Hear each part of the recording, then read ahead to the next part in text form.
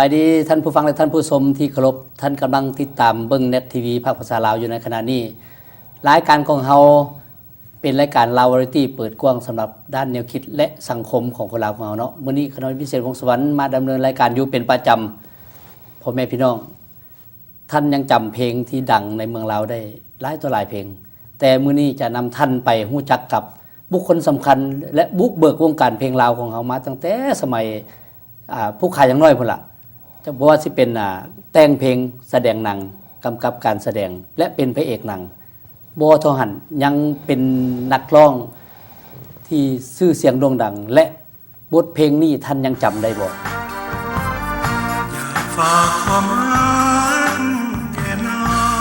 ยากฝากความหักเป็นบทเพลงที่ซึ้งที่สุดในอดีตของเราจะนำท่านไปรู้จักกับอาจารย์ปอตรีจันทร์ครับสบายดีอาจารย์สบายดี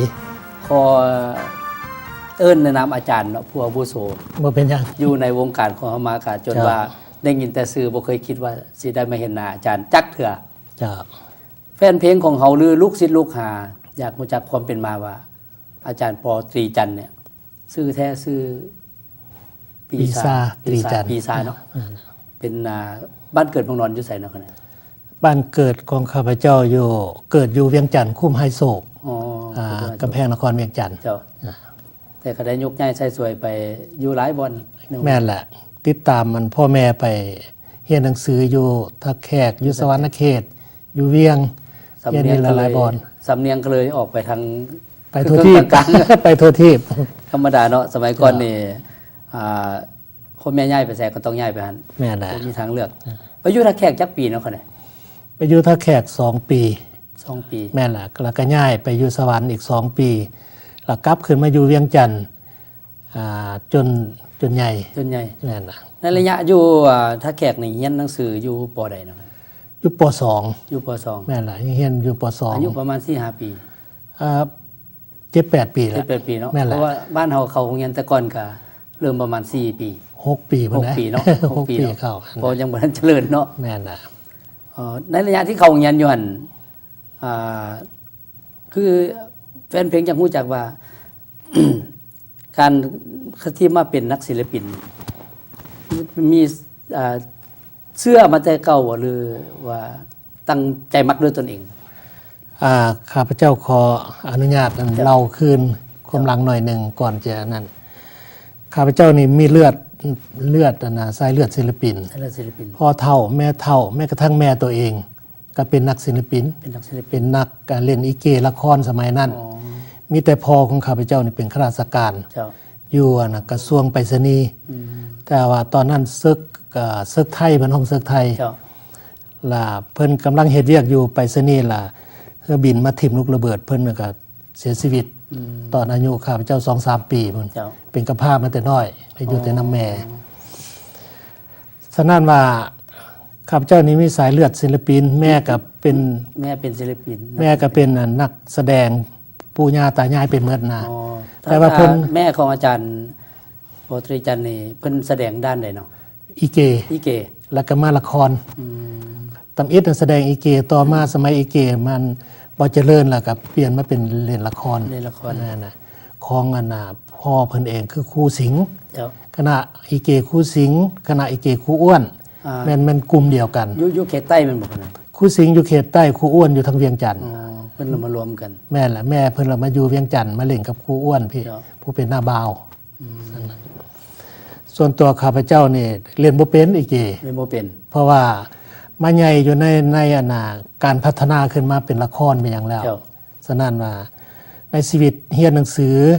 อยู่โรงเรียนเจ้าอนุเวียงจันทน์นี่ข้าพเจ้าอยู่เฮือนครูอ้วนทูแม่สุมนทานี้หลังจากเรียนหนังสือตอนแรกแล้วก็มานั่งเบิ่งอีเก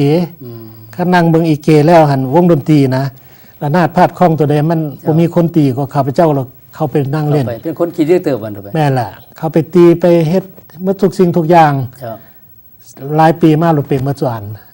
คือดนตรีโบราณนี่ที่เป็นอันนั้นระนาดเขาเอิ้นระนาดคุยของวงเนาะบ้านเฮาแม่นละข้องวงอันนี้มันเฮ็ดเป็นได้อาจารย์เป้าคุยเป็นบ่โอ้เก่งเป้าคุยเสียดายเนาะบ่ได้เอาคุยมาเป้าคุยแคนระนาดซอเป็นสิ่งสาบนี่เป็นหมด ก็คือนักศิลปินหายากที่จะเป็นเบิดทุกอย่างได้นี่ โอ้ ถ้าบ่มีพรสวรรค์จริง แม่นนะแล้วปัจจุบันนี่อันข้าพเจ้าอยู่มงรียานประเทศแคนาดานี่ข้าพเจ้าตั้งวงดนตรีโบราณขึ้น อ๋อ ข้าพเจ้าเป็นผู้ตีระนาดก็มีผู้ซีซอผู้เป่าแคนเป่าคุย อ๋อ ตีกลองยังเป็นคณะหนึ่งไปแสดงให้ชาวต่างประเทศ เจ้า เท่าทุกมือนี่ก็ยังแสดงอยู่ เจ้าเริ่มเป็นนักร้องทำอิฐนี่เริ่มมาจากไสเนาะอาจารย์ เป็นนักร้องทำอิฐนี่ เริ่ เริ่ ม ม เล่าให้ เจ้า ท่านผู้ชมที่อยู่ทางบ้านนี่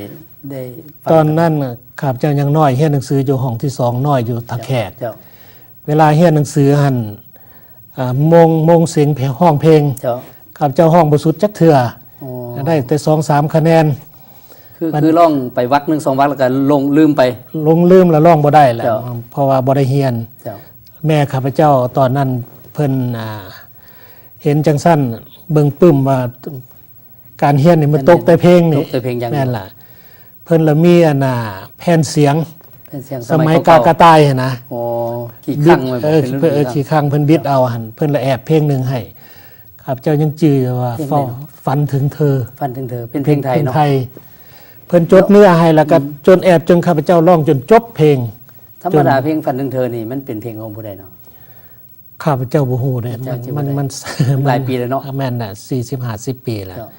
จักแม่นของไผตอนนั้นมีแต่จดเนื้อแล้วก็ร้อง เจ้า หลังจากหันไปร้องอยู่โรงเรียนก็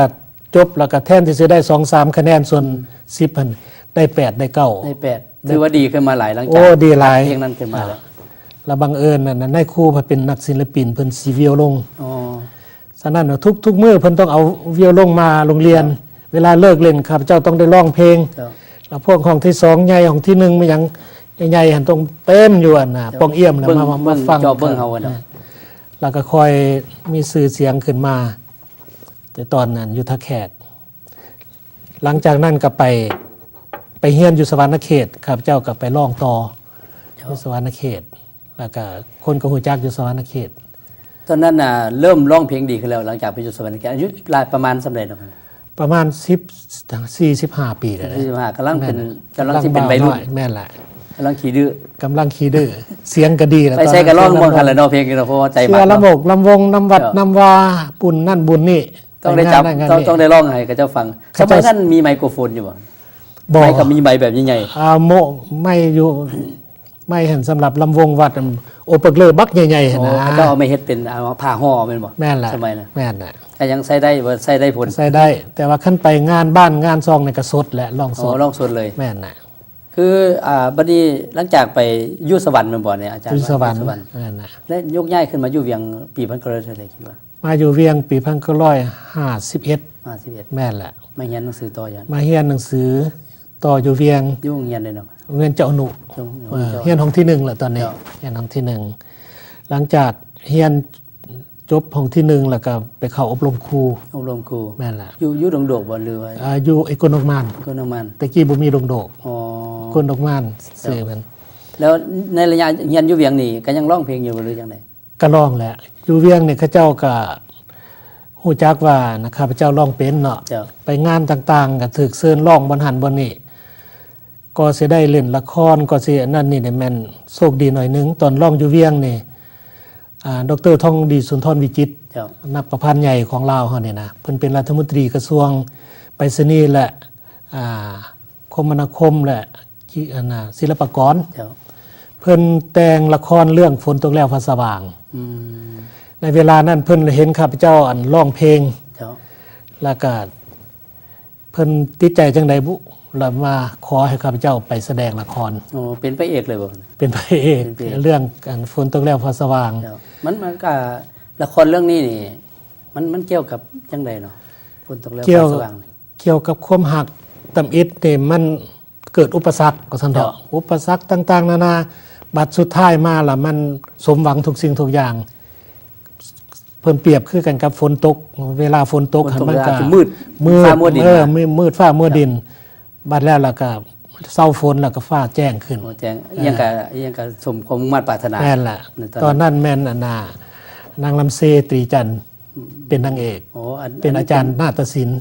นามสกุลตรีจันทร์นี่เป็นนามสกุลของอาจารย์เลย แม่แหละ เป็นพี่น้องกัน โอ้เป็นพี่น้องกัน เราเป็นนางเอกกันละครแล้วก็เป็นนางเอกตัวจริงอีก อ๋อ อ่าละครเนี่ยอาจารย์เล่นมาจากเรื่องทั้งหมด ข้าพเจ้าเล่นให้ดรทองดีสุนทรวิจิตร2 เรื่อง สองเรื่อง ฝนตกแล้วฟ้าสว่างกับเงาอ่อนคมกล้า อ๋อ หลังจากนั้นข้าพเจ้าเฮ็ดเองบัดนี้ เฮ็ดเองเลย ข้าพเจ้าตั้งวงดนตรีศิลป์เวียงไซ สินมุนใส่ปีพันก็ร้อยเท่าใดเนาะอาจารย์ตั้งวงดนตรีเนี่ย ปี1956 นี่แหละ พอดีคณะกำลังเกิดเนาะ ได้ปี2 ปีแล้ว แม่ได้คือสิแม่นจังซั่นแหละตั้งวงดนตรีศิลป์เวียงไซขึ้น แล้วไปเฮ็ดละครวิทยุ เจ้า แล้วเฮ็ดละครแสดงเวที โอ้ละครวิทยุอยู่บ้านเฮาสมัยนั้นมีจักสถานีเนาะ วิทยุมีสถานีเดียว วิทยุ และละครวิทยุมีแต่ญาพมมาสมสุทธิ เจ้า เพิ่นเฮ็ดอยู่ในวิทยุเอง โอ้แห่งชาติวิทยุแห่งชา นั่ ติ นแหละข้าพเจ้านี่มีบริษัทหันค่าหนึ่งมาจ้างให้เฮ็ดส่งเข้าออกวิทยุ โอ้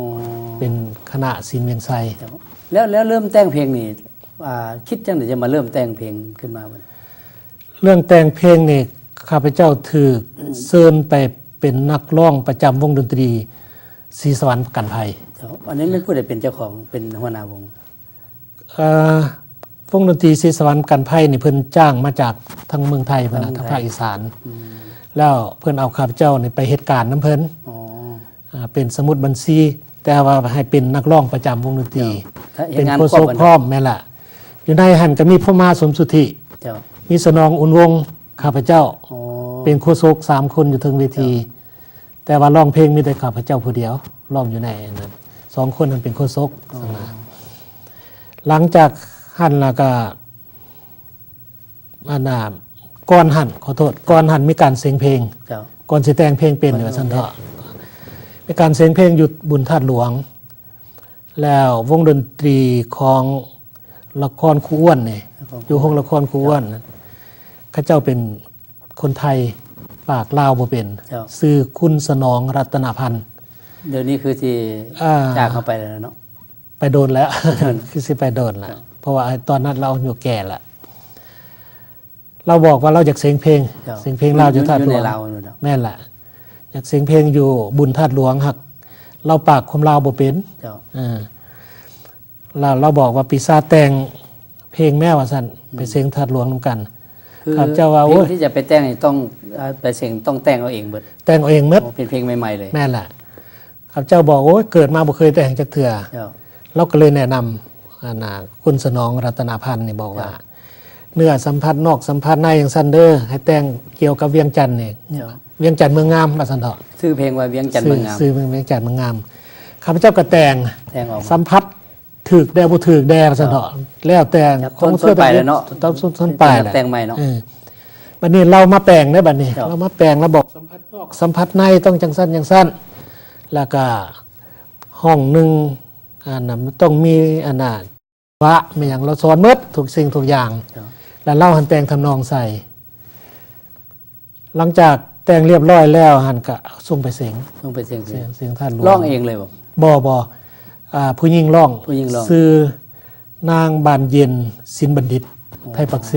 เจ้า คนปักเซเราก็บ่เป็นนักร้องดอกสมัยตะกี้บ่มีนักร้องประจำแต่ว่า คือ ฟังเบิ่งเรา เบิ่งท่าทางแล้วเบิ่งความมักของคนว่าร้องได้บ่ แม่แหละ แล้วก็หน้าตา หน้าตา ครับ แล้วก็แอบให้เราร้อง บัดไปเสียงได้ที่1ได้ โอ้ ในจังหวะสโลว์ ในเสียงมันนั้นน่ะมันมีหลายคนบ่เนี่ย เสียงเมื่อนั้นมันมี2จังหวะ เจ้า แต่ว่าจังหวะสโลว์นี่ก็มี5-6 คนได้แข่ง เจ้า 5-6 เพลง จังหวะลำวง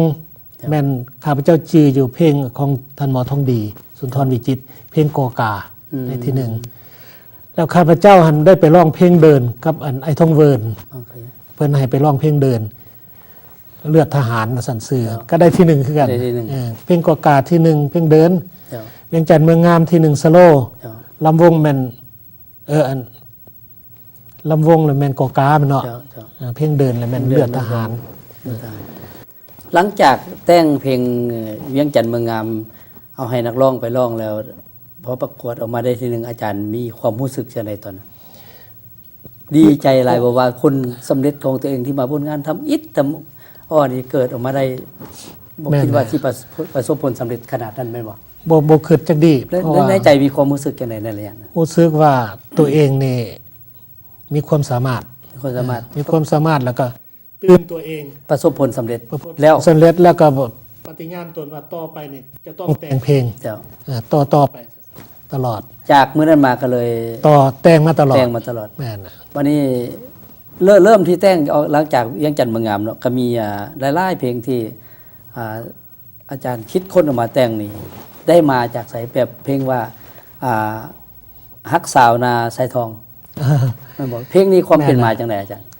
เพลงหักสาวนาไซทองนี่ อันนี้ก็เพลงดังเติบ แม่นล่ะปัจจุบันเนี่ยอยู่เมืองฝรั่งบ่อยู่แคนาดาบ่หรืออยู่อเมริกานี่มันเขาเจ้าร้องทุกๆงานเลยเพลงหักสาวนาไซทอง ความเป็นมาของเพลงนี้เป็นจังได ความเป็นมานี่มันโดยบังเอิญ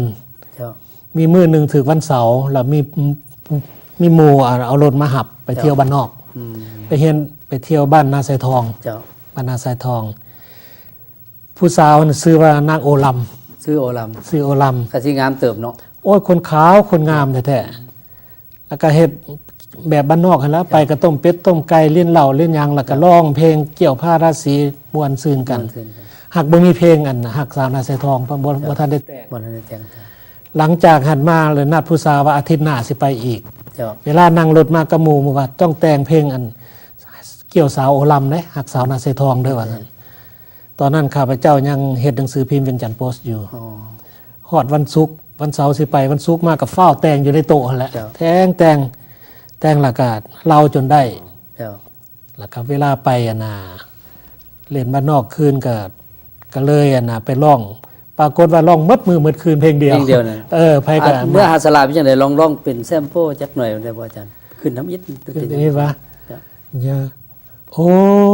สาวนาสายทอง น้องเป็นดอกไม้ป่างามสง่างามซึ้งรวงใจ เป็นเพลงซึ่ง มันเป็นเพลง ลำวงก็ได้ ลำวง เป็นเพลง4จังหวะ เป็นเพลงลำวง ครับ อืม แล้ว แบบลูกทุ่งแบบลูกกรุงหน่อยหนึ่งลูกทุ่ง ถ้า หน่อยหนึ่ง เพลงนี้มันแต่งให้สาวโอลำโดยเฉพาะ ใส่โอลำโดยเฉพาะ แล้วมีชื่อเขาอยู่ไหนเห็นบ่เนี่ย แม่ละท่อนแยกกัน โอ้ลำน้องเอ้ยอย่าเลยอย่าตัดไมตรีให้ขอฝากชีวิตฝากความหวังดีกับนาสายทอง อ๋อมีชื่อโอลำพร้อม สื่อโอลำบัดนี้นั่งโอลำเอาผัว เดือนหนึ่งต่อมาแล้วเด้งข่าวว่าเราเอาลูกเท่าแก่ใหญ่ในเรานั้น แล้วผู้งามเนาะ ก็เลยเปลี่ยนจากโอลำน้องเอ้ยเป็นโอนวลน้องเอ้ยบัดนี้ โอ้ นะ ต้องเปลี่ยนให้มันถึงสภาพการ แม่ เนาะ ล่ะ เดี๋ยวสิว่าไปต้องเพลงเกี่ยวเมียหมู่มันมี แม่นน่ะ ธรรมเนียมเนาะอาจา จ้าร ย์เนาะ จ้า แล้วมีเพลงใดที่ดังที่สุดในเดี๋ยวนี้หลังจากเพลงนั้นมา เพลงฮักสาวนาใส่ทอง หลังทดพร้อมๆกับนาไซทองมันอยากฝากหัก อยากฟังฮัก แม่ล่ะอยากฝากหักในข้าพเจ้าแต่งกับท่านสมฤทธิ์อ้วนสวัสดี ซื้อน้อยแล้วซื้อพิน คิดจังไดยังตาอยากแต่งเพลงอยากฝากความฮักนี่หรือไปมักผู้สาวไว้บนใดบนหนึ่ง มันตอนนั้นเป็นบ่าวมันก็ มัน มี ก็ต้องมีธรรมดา มันเกี่ยวกันเด้อ เจ้า ข้าพเจ้าถือโอกาสเล่าหน่อยหนึ่ง เจ้า มันมีผู้สาวที่ฐานะดีเป็นลูกรัฐมนตรีนะ เจ้า ล่ะแฟนของเราหันถือฆ่าตาย แล้วเราเสียใจเห็นว่าแล้วข้าพเจ้าเนี่ยอยู่ใกล้กันหู้จักสันละแต่งเพลงดอกฟ้าระทม เจ้า ใส่นางอ้อยใจนาง หลังจากดอกฟ้าระทมแล้วข้าพเจ้าแต่งเพลงคิด โอเค พอจักลึงเคยหยังกันล่ะก็คิดได้บัดนี้ เจ้า ตัวเองก็มีใจกับใส่เกาแดวสันเถาะเพลงคิด อยากเอาเพลงนี้เป็นชื่อให้ดึงจิตใจเขามาเขาจังหน่อยว่าจะไป แม่นแหละ โอเค คิดว่าเขาอันฮักเฮาบ่ เจ้า เฮานี่มักเขาแล้วแต่เขามักเฮาบ่สนะแล้วแต่งเป็นเพลง ต่อมา